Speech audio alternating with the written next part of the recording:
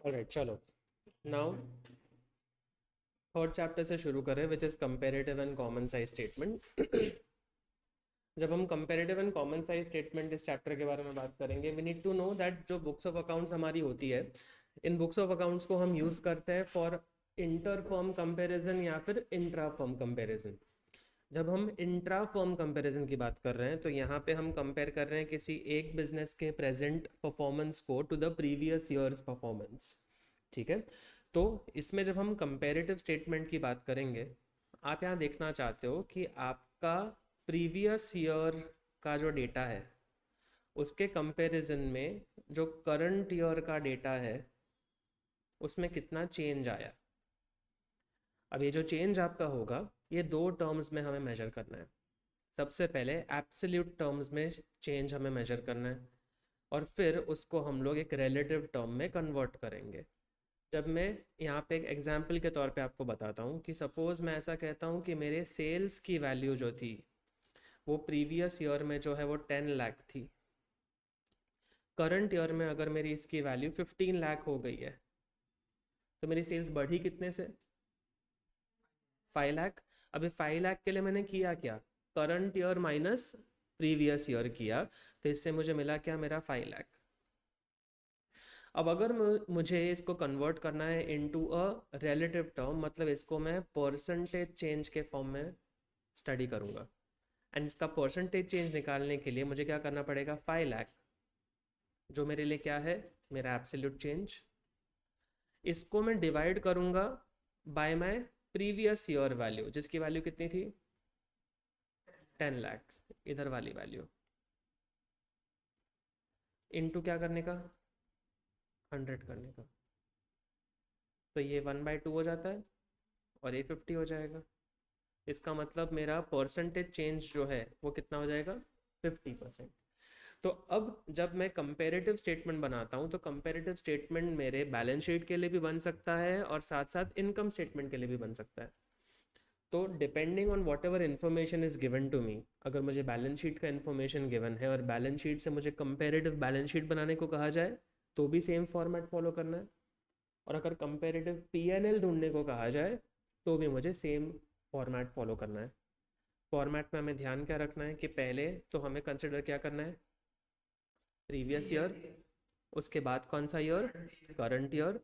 फिर हम निकालेंगे something known as absolute change, और ये एब्सोल्यूट चेंज के लिए क्या करते हैं हम लोग? Current year minus previous year करते हैं। और फिर हमें निकालना है इसका रिलेटिव चेंज, जिसको परसेंटेज चेंज भी बोलेंगे, which is going to be change divided by past year का इंफॉर्मेशन इनटू 100। सिंपल लॉजिक, सबको समझ में आ रहा है? अब इसी को एक बार एक अनसॉल्व क्वेश्चन के थ्रू समझने की कोशिश करते हैं। क्या आप अपने सीधा एक्सरसाइज में आ जाओगे? एक्सरसाइज में I want you to come on page number 3.34। 3.34 पे अगर आप आएंगे, पहला क्वेश्चन ही देख लेते हैं। पहले क्वेश्चन में आपको इन्फॉर्मेशन दी गई है about different items in the balance sheet. तो हमारा फॉर्मेट कुछ इस तरीके से बनेगा, जहाँ पे हम लोग कंपेरेटिव बैलेंस शीट लिखेंगे। बट ये कंपेरेटिव बैलेंस शीट कौन से कंपनी की है? ऑफ जायको limited, for the year ended. कौन सा ईयर एंडेड है ये? 31 मार्च 2026। रिसेंट ईयर कौन सा है हमारे लिए? 26। ठीक है, हम लोगों को 2 साल का इन्फॉर्मेशन क्यों दिया है? ताकि हम लोग कंपेरिजन निकाल सके। अब कंपेरेटिव बैलेंस शीट है, और कंपेरेटिव बैलेंस शीट अगर हमें क्रिएट करने को कहा गया है तो सबसे पहले तो हमें बैलेंस शीट का फॉर्मेट जो हमने चैप्टर नंबर 1 में सीखा था वही फॉलो करना पड़ेगा, राइट? अगर हम याद करेंगे तो हमारे बैलेंस शीट के 2 पार्ट्स थे, equity and liabilities was one part, and नीचे क्या था हमारे पास? असेट। तो पहले वही हेडिंग लगा देता हूँ यहाँ पे, क्या लिखेंगे? Equity and liabilities. With in the category of equity and liabilities हमारा सबसे पहला हेडिंग था शेयर होल्डर्स फंड, तो लिख दिया यहाँ पे शेयर होल्डर्स फंड। ना गए जब जब बैलेंस शीट हम बनाते हैं हम थोड़ा सा ये फॉर्मेटिंग का ध्यान रखेंगे, ये थोड़ा सा आगे रहेगा, मेन हेडिंग से 1 या 2 फिंगर स्पेस के जगह पे रहेगा। आप मुझे डेटा देख के बताइए प्रीवियस ईयर की वैल्यू कितनी है और करंट ईयर की वैल्यू कितनी है। तो प्रीवियस ईयर की वैल्यू 30 लाख लिख देंगे और करंट ईयर की वैल्यू 45 लाख। अब absolute change is going to be current year minus previous year, तो यहाँ लिख ही देता हूँ एक बार के लिए, current minus previous.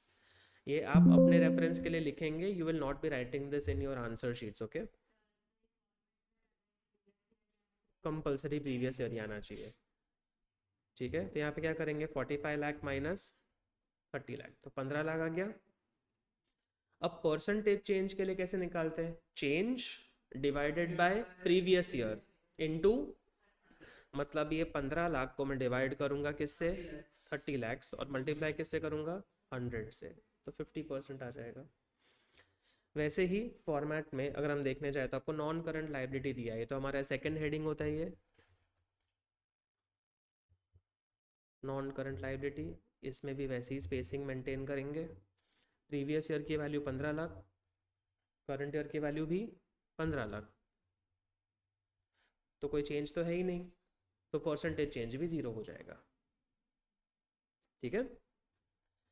Now after this what do we have, current liability, जो कि हमारा तीसरा हेडिंग है,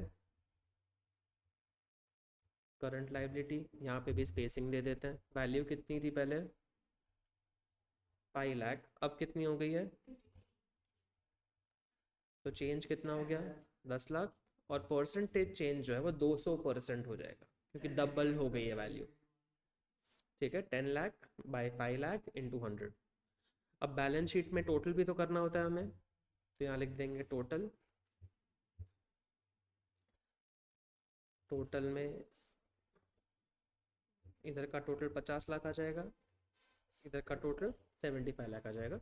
इसमें भी सेम चीज़ करनी है, 75 माइनस 50 करेंगे तो कितना आएगा, और यहाँ पे भी 25 डिवाइडेड बाई 50 इंटू 100, तो आ जाएगा 50%। इतना करना है, ये हो गया लाइबिलिटी साइड हमेशा, हाँ। दूसरी साइड पे क्या है हमारे पास, असेट्स। असेट्स में कौन सी वैल्यू गिवन है, पहले नॉन करंट असेट गिवन है, तो नॉन करंट असेट्स की प्रीवियस ईयर वैल्यू है 35 लाख, करंट ईयर की वैल्यू है 52,50,000। एब्सोल्यूट चेंज कैसे निकालूं, 52,50,000 माइनस 35 लाख, 1750। अब इसका परसेंटेज चेंज निकालेंगे, 1750 डिवाइडेड बाय 35 लाख इंटू 100। दूसरा कौन सा हेडिंग होता है हमारे लिए, प्रीवियस ईयर वैल्यू कितनी है, करंट ईयर, इजी। लास्ट में वापस क्या निकाल लेंगे हम लोग,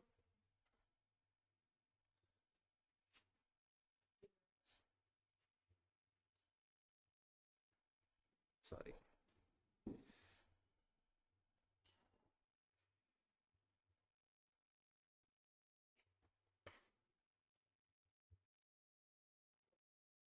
आया समझ में।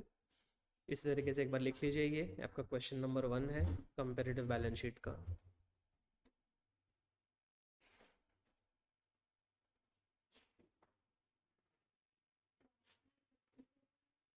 25 lakh divided bye 50 lakh into 100,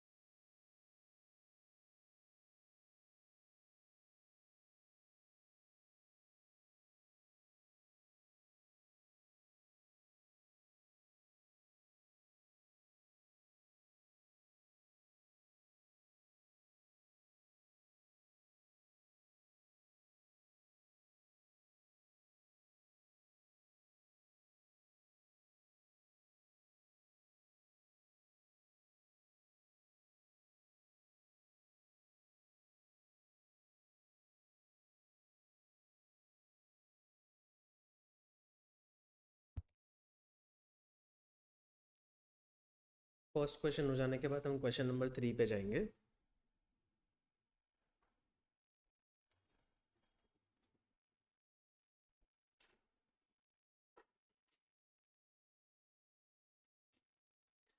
अगर क्वेश्चन 3 जैसा क्वेश्चन आ जाता है तो उससे बढ़िया कुछ हो ही नहीं सकता। ये फॉर्मेट बना बनाया है, राइट। तो मोस्टली ऐसे क्वेश्चन के चांसेस थोड़े कम हैं। वो लोग हमेशा ऐसे प्लेन आइटम्स देंगे ताकि आपको फॉर्मेटिंग जानबूझ के करनी पड़े, इस तरीके से शेड्यूल 3 के हिसाब से।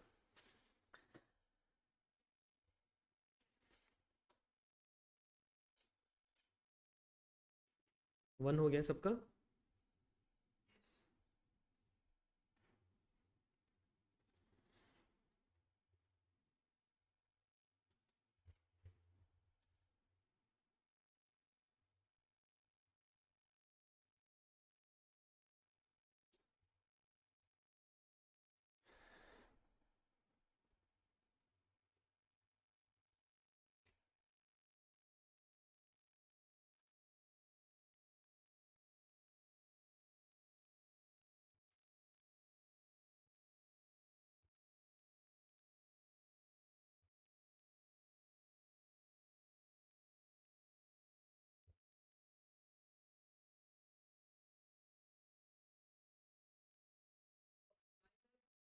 આવી શકે છે, પોઈન્ટમાં આવી શકે છે।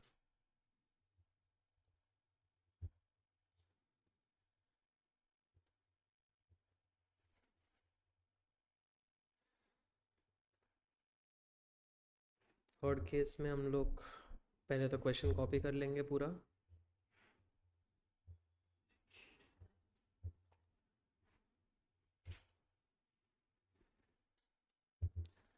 एक चीज़ का ध्यान यहाँ पे आपको रखना है, क्वेश्चन में आपको पहले करंट ईयर दिया है और फिर प्रीवियस, तो वैल्यूज़ प्लीज़ क्रॉस में लिखना, ठीक है।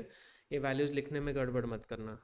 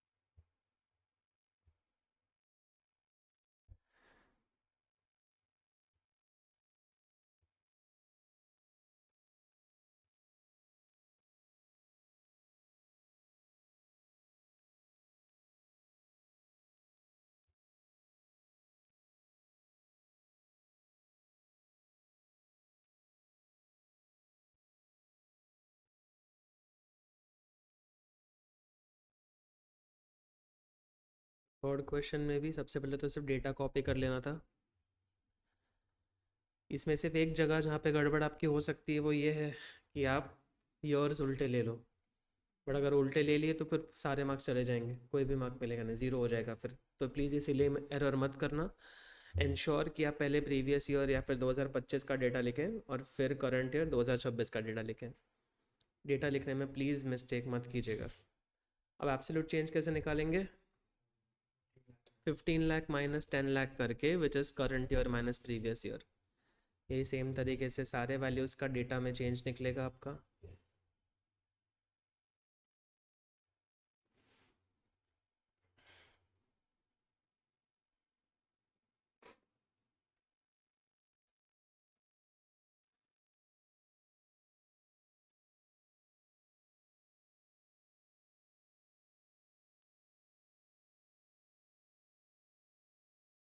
उसके बाद परसेंटेज चेंज कैसे निकालेंगे?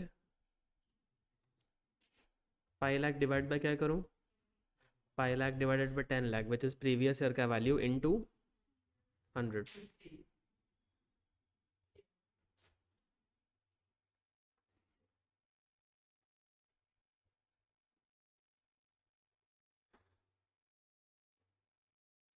अब ये जो वैल्यूज़ अगर आपकी फ्रैक्शनल आ रही है तो डेसिमल प्लेस में आइडियली आपको 2 डेसिमल प्लेसेस तक इसको ले जाना है। ठीक है।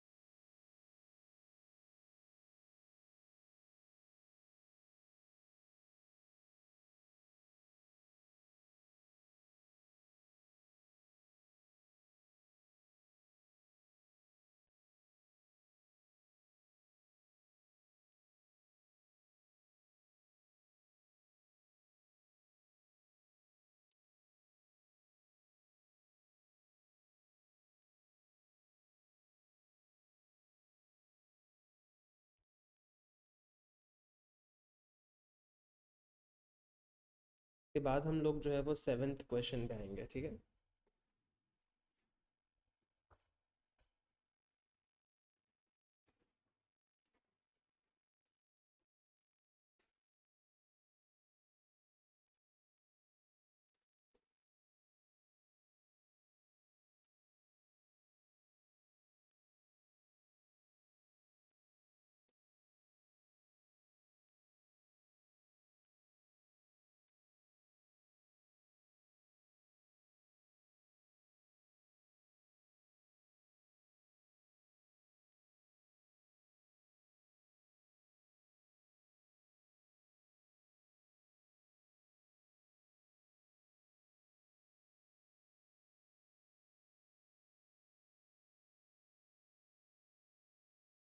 चौथा कौन सा क्वेश्चन कर रहे हो बेटा? कौन सा कर रहे हो? ओके।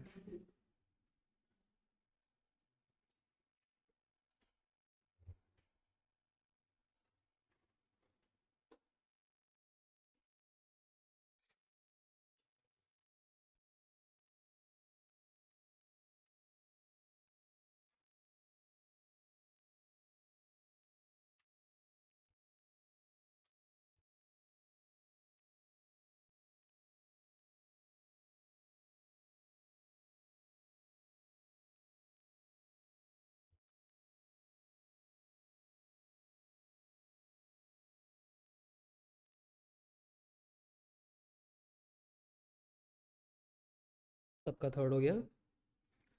अब क्वेश्चन 7 में हम लोग कंपेरेटिव बैलेंस शीट की जगह पे क्या बनाने वाले हैं? Comparative income statement. ठीक है। तो इनकम स्टेटमेंट का फॉर्मेट हमें याद करना होगा और इनकम स्टेटमेंट में सेम टेक्निक, पहले previous year, current year, absolute change and percentage change. अगर आप क्वेश्चन 7 देखेंगे तो यहाँ पे आपको revenue from operations, other income, expenses, इतनी 3 चीज़ें गिवन है। तो हम लोग हमेशा पहले इनकम स्टेटमेंट में जो शुरू करते हैं वो शुरू करते हैं from our revenue side. Revenue side शुरू करेंगे ना हम लोग। तो सबसे पहले हमें लिखना क्या है? Revenue from operations. इसमें ऐड क्या करते हैं हम लोग? Other incomes. इससे हमें मिलता है हमारा टोटल रेवेन्यू। फिर इसके बाद सारे एक्सपेंसेस लिखने होते हैं हमें। एक्सपेंसेस का हमें टोटल वैल्यू ही गिवन है तो हम लोग सीधे यहाँ पे लिख देंगे टोटल एक्सपेंसेस।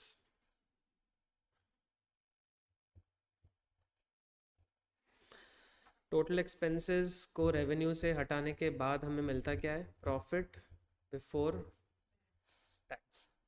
क्या हमें टैक्स का कुछ इन्फॉर्मेशन गिवन है?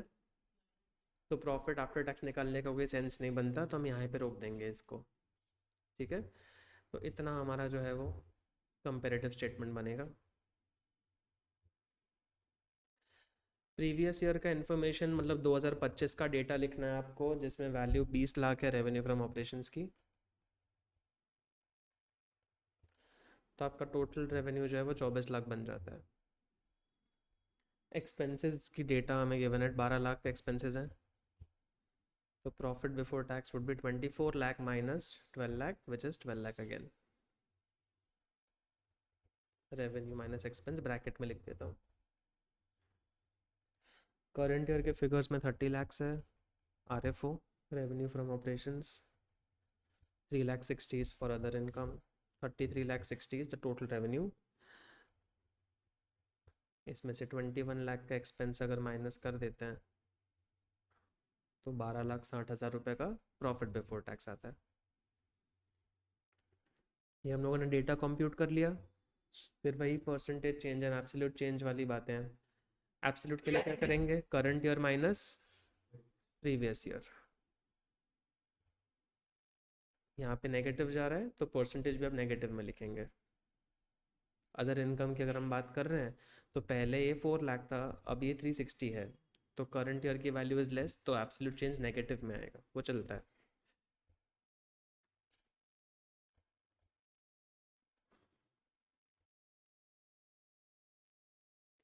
परसेंटेज चेंज कैसे निकालेंगे? Absolute change divided bye previous year का डेटा इनटू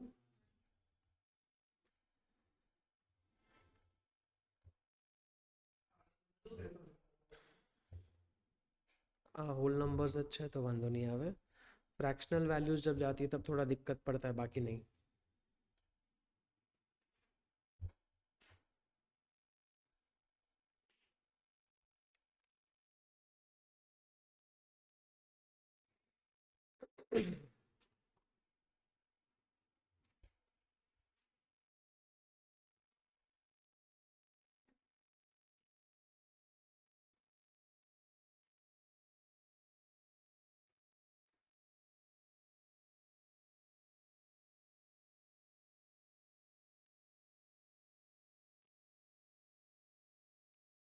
यह है सबको समझ में? अब इसमें जो दूसरा एक वो स्टैंडर्ड टाइप होता है जिसमें पूरा का पूरा फॉर्मेट दिया हो, मैं वो वाला नहीं करवा रहा आपको। एक दूसरा टाइप है जहाँ पे इंटरनल वैल्यूज भी आपको ढूंढनी पड़ती है, तो वो टाइप का करते हैं। For which you will take a look at question number 13 now.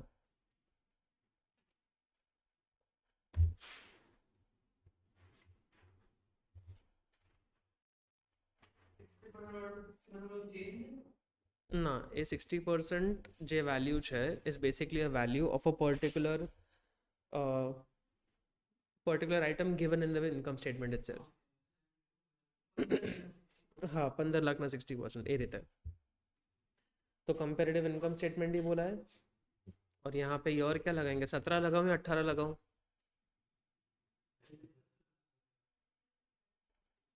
हम लोग हमेशा हम अगर यहाँ पे 17-18 दोनों का डेटा गिवन है हमें, तो फिर हमारे लिए हम कंपेरेटिव स्टेटमेंट बनाएंगे 18 के लिए। करंट ईयर का बनता है ये हमेशा, क्योंकि अगर 17 का बनेगा तो हमें 16 और 17 का डेटा चाहिए। अगर 18 का है तो 17 और 18 का डेटा चाहिए। ठीक है, तो format same, particulars, note number, previous year, current year, absolute change, percentage change.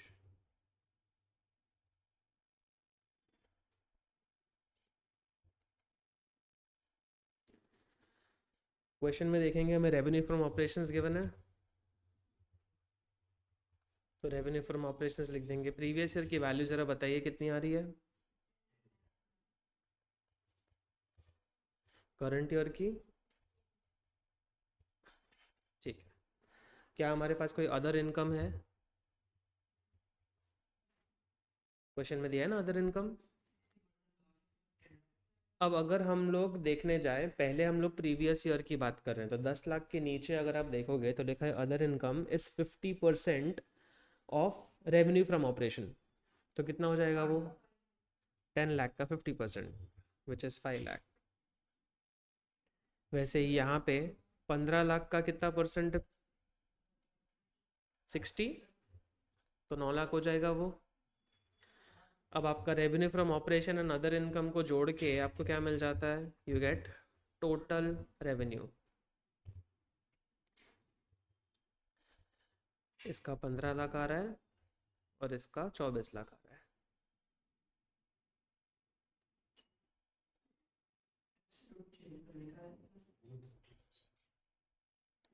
वो एब्सोल्यूट और परसेंटेज चेंज निकालते हैं थोड़ी देर में, पहले डेटा कंप्लीट कर लें उसके बाद। अब एक्सपेंसेस के साइड पे देखोगे तो आपको सिर्फ एक एक्सपेंस दिया है, जो कि कौन सा है? Employ benefit expense. अब एम्प्लॉय बेनिफिट एक्सपेंस में भी परसेंटेजेस गिवन है, बट वो परसेंटेज किस पे लगाना है ज़रा देख के बताओ। टोटल रेवेन्यू, मतलब अगर हम प्रीवियस ईयर की बात कर रहा हूँ तो मुझे 30% लगाना है 15 लाख के ऊपर। समझ आया? तो 4.5 लाख ये हो जाता है, और 24 लाख पे कितना परसेंटेज लगाऊं? 40%, तो 9,60,000 आ जाएगा। ठीक है, और कोई खर्चा है तो इसी को टोटल एक्सपेंस भी बोल देना। हाँ, બટ પહેલાં આપણે પ્રોફિટ બિફોર ટેક્સ કાઢવું પડશે ને, એના માટે પહેલાં રેવન્યુમાંથી एक्सपेंस माइनस करવું પડશે, तो यही वैल्यू हो जाएगी अपने लिए। अब क्या निकालेंगे? Profit before tax which is going to be revenue minus expense. अब रेवेन्यू माइनस एक्सपेंस पहले कर लेते हैं, मतलब 15 लाख में से 4.5 लाख माइनस करना है, और यहाँ पे 24 लाख में से 960 माइनस करना है। अब इसमें करना है लेस टैक्स। टैक्स रेट दोनों साल का 40% है। दिस इंटू 40%, इसका 40% ये। तो 40% निकाला हम लोगों ने प्रॉफिट बिफोर टैक्स का, फिर लास्ट में क्या मिल जाएगा? Profit after tax. 6,30,000 इसका और 864 इसका। अब हमारा डेटा कंप्लीट हो गया है। एक बार डेटा कंप्लीट हो जाए फिर नॉर्मल करना है। एब्सोल्यूट चेंज कैसे निकालेंगे? Current year minus previous year. वैसे ही हर वैल्यू का निकाल लेते हैं।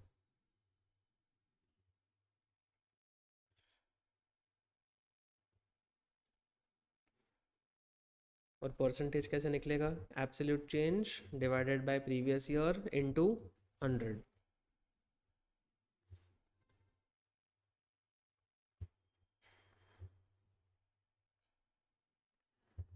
नीचे फ्रैक्शनल वैल्यूज आ रही है, इसीलिए हम इसको 2 डिजिट्स तक एक्सपेंड करेंगे।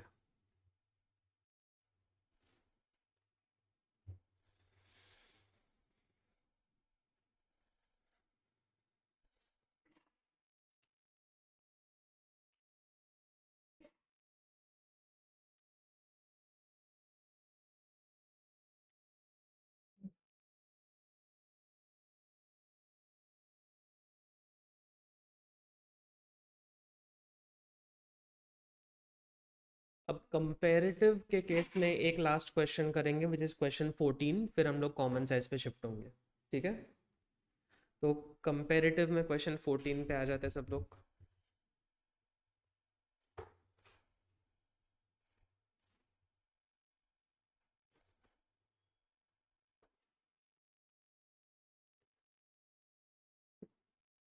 गोल्ड कॉइन लिमिटेड नाम है ना कंपनी का।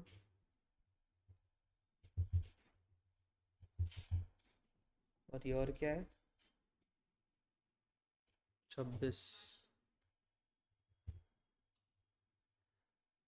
चलो, अब यहाँ पे रेवेन्यू फ्रॉम ऑपरेशंस गिवन है हमें, but as a percentage given है, बट फॉर्मेट में तो सबसे ऊपर क्या आता है हमारे पास?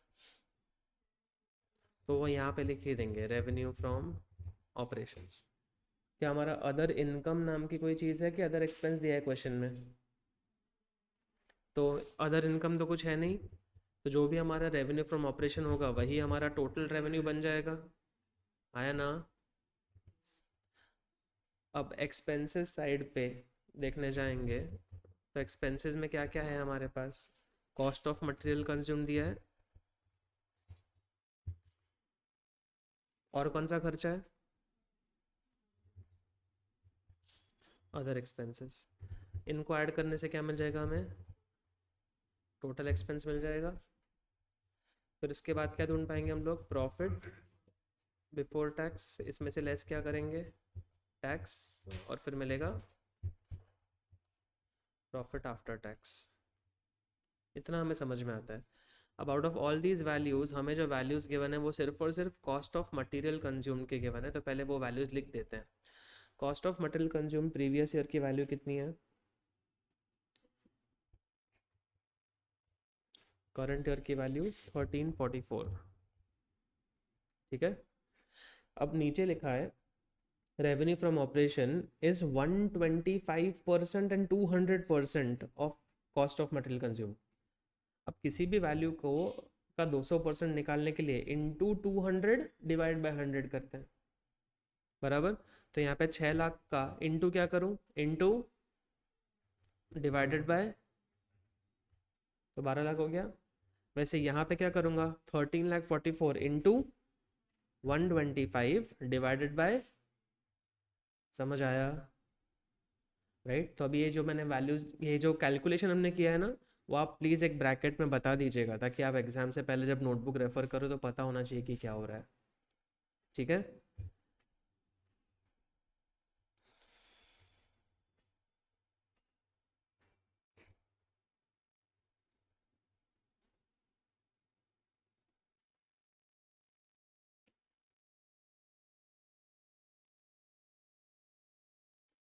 अब अदर एक्सपेंसेस के लिए क्या दिया है ब्रैकेट में, ज़रा चेक कीजिएगा।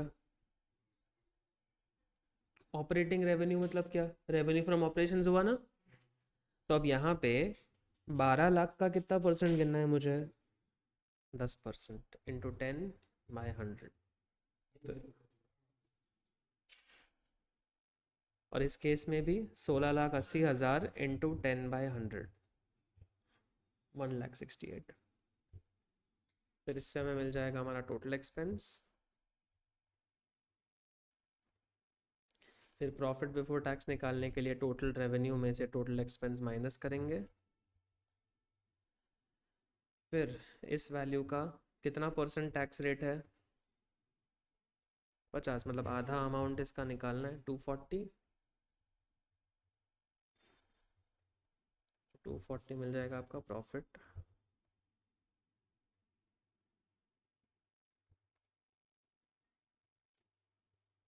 तो डेटा अपना कंप्लीट हो गया। अब वही नॉर्मल टेक्निक एब्सोल्यूट चेंज और रिलेटिव चेंज के लिए, परसेंटेज चेंज के लिए, तो 16 मतलब current year minus previous year करना है सारे डेटा के लिए।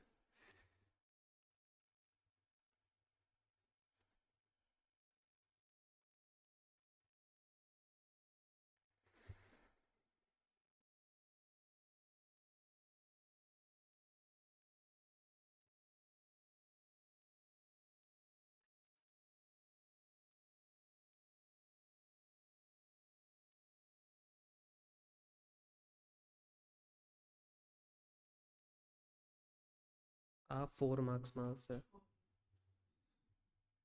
बट इससे इजी 4 मार्क्स आपके पेपर में और कुछ नहीं है, सिर्फ कैलकुलेशन ज़्यादा है, but other than that it's quite straight forward.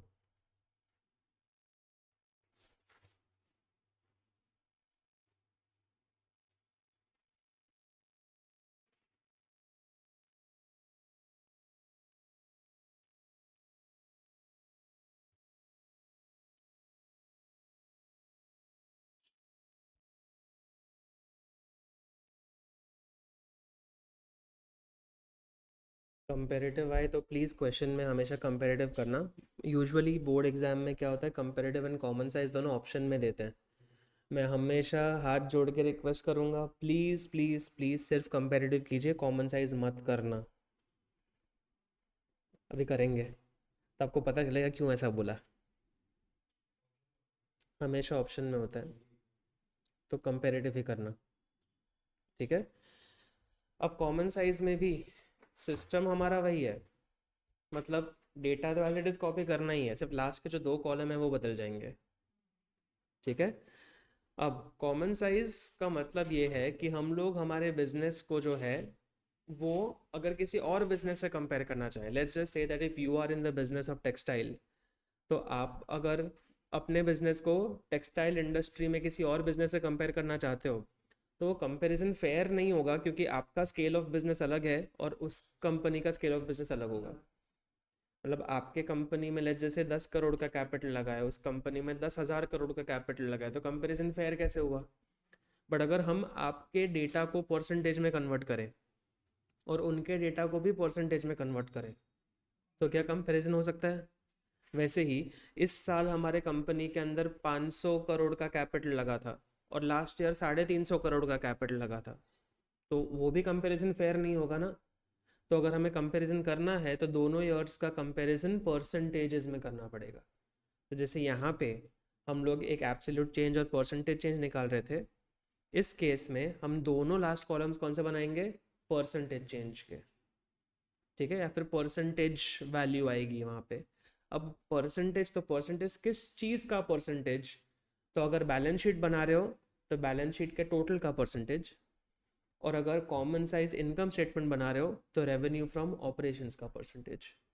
अब मैंने बोला आपको समझ नहीं आएगा जब तक एक एग्जाम्पल नहीं करेंगे तब तक, ठीक है। तो सबसे पहले इसका एग्जाम्पल ले लेते हैं। कॉमन साइज का पहला क्वेश्चन कौन सा है, जरा देख के बताइए। कॉमन साइज बैलेंस शीट का क्वेश्चन नंबर 20 है, तो 20 का वैल्यू निकाल लेते हैं एक बार। सबसे पहले फॉर्मेट बना लेते हैं।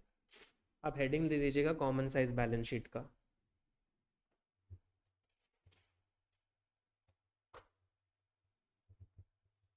कंपनी का नाम गिवन है क्या, नहीं।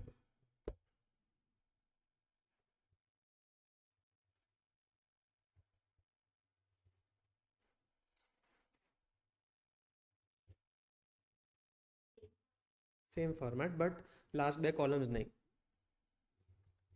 Particulars, note number, previous year, current year. Now जो हम लोग एब्सोल्यूट चेंज और रिलेटिव चेंज करते थे, उसके जगह पे अब आपको परसेंटेज ऑफ बैलेंस शीट करना पड़ेगा, ठीक है। आप सिर्फ इधर लिख देंगे percentage previous and percentage current, इतना लिख देना है सिर्फ।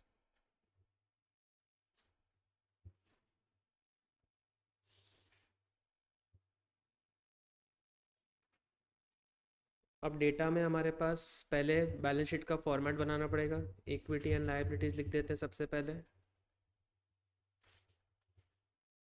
इसमें आएगा share holders fund. Share holders fund के नीचे हमारे पास आता है नॉन करंट लायबिलिटीज, फिर उसके नीचे आता है current liabilities. Then we get the balance sheet total followed by assets where we have non-current assets, current assets and total.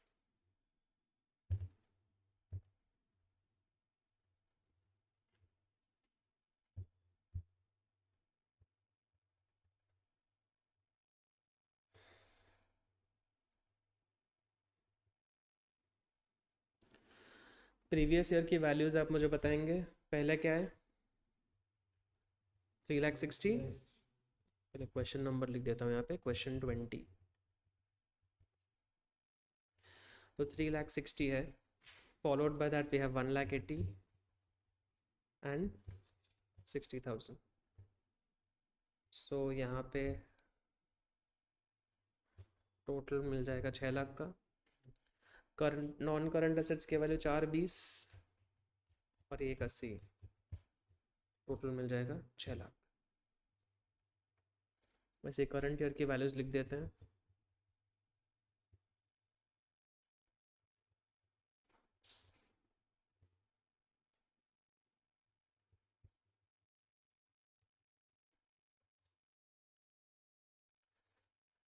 तो अभी तो सिर्फ डेटा कॉपी किया।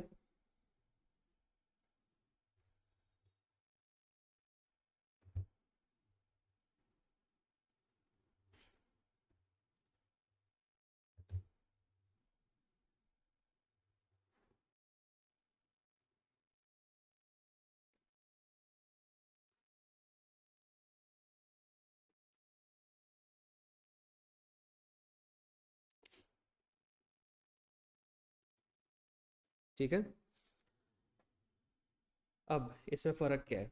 तो यहाँ पे परसेंटेज ऑफ प्रीवियस जब निकालना है तो हम लोग हर एक इंडिविजुअल वैल्यू को बैलेंस शीट के टोटल का एक परसेंटेज की तरह गिनेंगे। What do I mean to say by this? यहाँ पे मुझे करना है 3,60,000 डिवाइडेड बाय क्या करूँगा, 6 लाख इंटू 100। सेम वे यहाँ पे क्या करूँगा, 1,80,000 डिवाइडेड बाय 6 लाख इंटू 100। यहाँ पे भी क्या करूँगा, 60,000 डिवाइडेड बाय 6 लाख इंटू 100। यहाँ पे क्या होगा, 6 lakh divided bye 6 lakh into 100। 100 ही आएगा वो। अब मुझे इसके लिए बताइए, अगर इसमें 9 लाख कंसिडर करना है तो फर्स्ट के लिए वैल्यू कैसे कैलकुलेट करूँ? 5,40,000 same way 1,80,000 divided by into 100, वापस 1,80,000 divided by 9 lakh into 100, and this तो is going to be 100 only, 9 lakh by 9 lakh into 100। नीचे भी वही करना है, बैलेंस शीट के टोटल से करना है। 4,20,000 divided by 6 lakh into 100, 180 divided by 6 lakh into 100।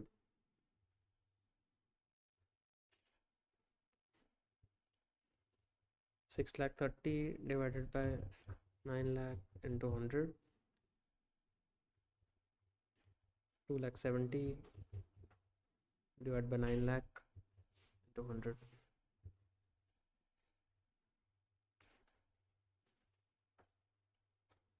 इसको बोलते हैं कॉमन साइज।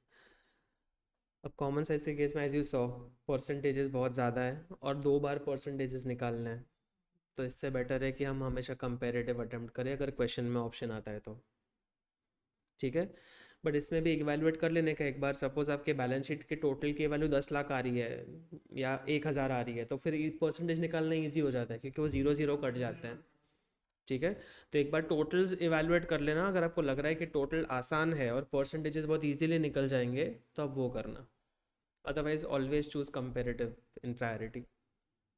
ठीक है, ऐसे ही एक कॉमन साइज इनकम स्टेटमेंट देख लें।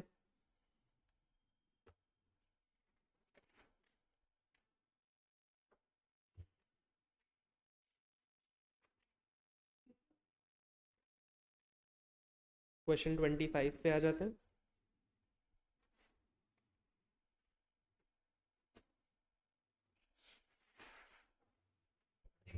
25।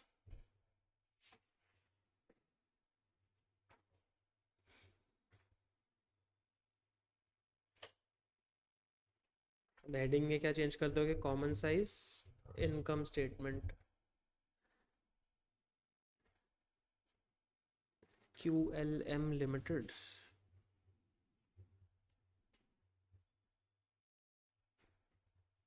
For the year ended 31st March 24।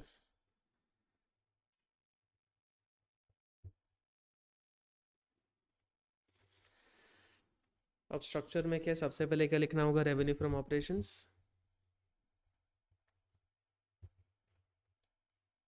क्या कोई हमारे पास अदर इनकम है? तो इसको ही टोटल रेवेन्यू मान लें।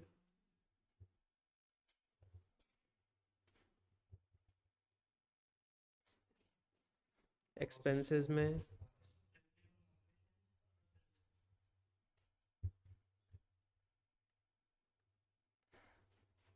इससे क्या मिलेगा, टोटल एक्सपेंस मिलेगा। फिर क्या ढूंढना होगा,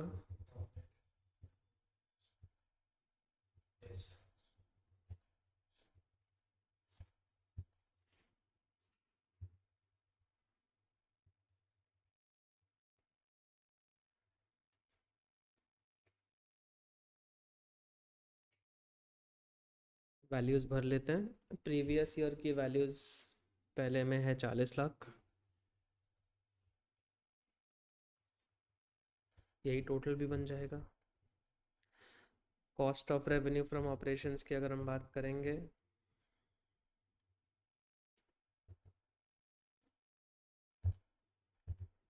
कितना है वो, 20 लाख।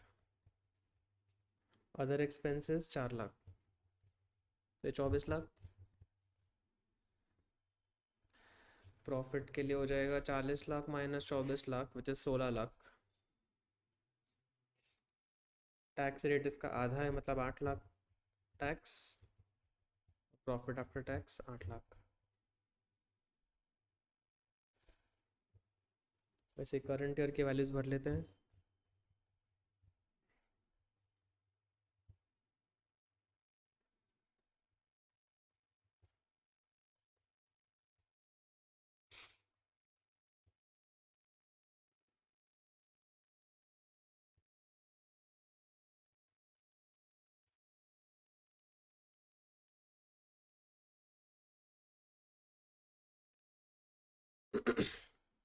तो हमने सिर्फ एक बेसिक स्ट्रक्चर क्रिएट कर लिया।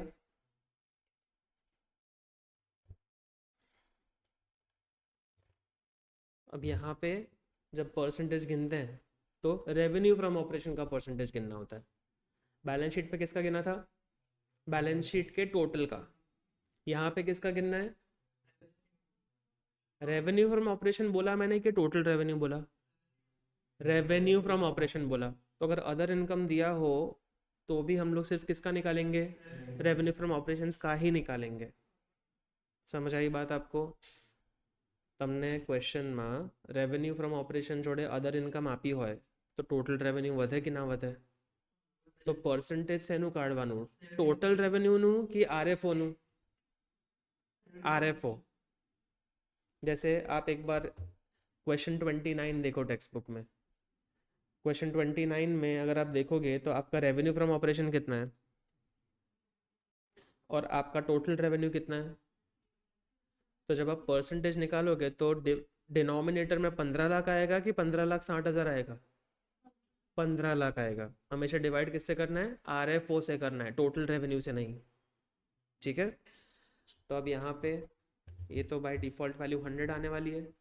क्यों 100 आने वाली है, 40 lakh divided bye 40 lakh into 100। इधर क्या लिखूंगा मैं, 20 लाख डिवाइडेड बाय, ना डिवाइड किससे करना है, आरएफओ से।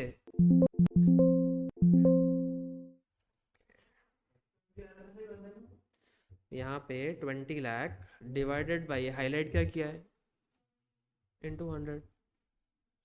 यहाँ पे भी क्या करना है, 4 lakh divided bye 40 lakh.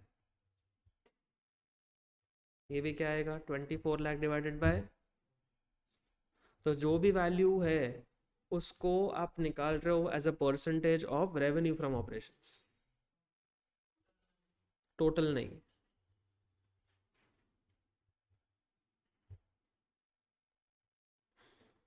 Eight lakh divided by वापस 40 लैक्स, यहाँ पे भी 8 lakh divided bye 40 lakh.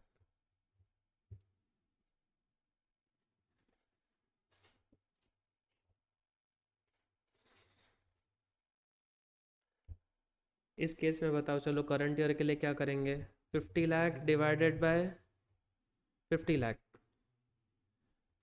Into 100। इधर वही आएगा, इधर क्या करूँ, 25 lakh divided bye 50 lakh into वापस से 5 lakh divided bye 50 lakh into 100। 30 lakh divided bye 50 lakh,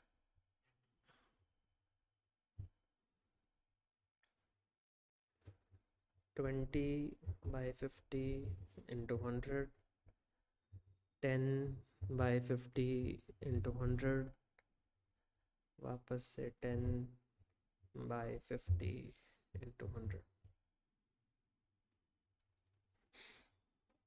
तो डिवाइड किस चीज़ से करना है वो कॉमन साइज में देखना है। अगर कॉमन साइज बैलेंस शीट है तो क्या करने का, बैलेंस शीट का टोटल। और अगर कॉमन साइज इनकम स्टेटमेंट है तो क्या करने का, आरएफओ, टोटल नहीं आरएफओ। क्लियर। अब रिकमेंडेशन ये है कि जब आप एग्ज़ाम के पहले ये चैप्टर करोगे तो इलस्ट्रेशंस भी सिर्फ देख लोगे तो उससे हो जाएगा काम। ठीक है, एक एक क्वेश्चन सिर्फ प्रैक्टिस कर लेने का, सो दैट हमको कैलकुलेशंस या फॉर्मेट पता चले। हाँ, एक क्वेश्चन कंपलसरी होता है और हमेशा आज तक बोर्ड ने ऑप्शंस में ही दिया है, मतलब एक कंपेरेटिव देंगे उसके नीचे कॉमन साइज देंगे, अटेम्प्ट एनी वन, और 4 मार्क। ये कैश मार्क्स हैं, ये गंवाने नहीं है हमें। समझ आएगा। इस चैप्टर में इतना ही है। रेशियोज पे चलें।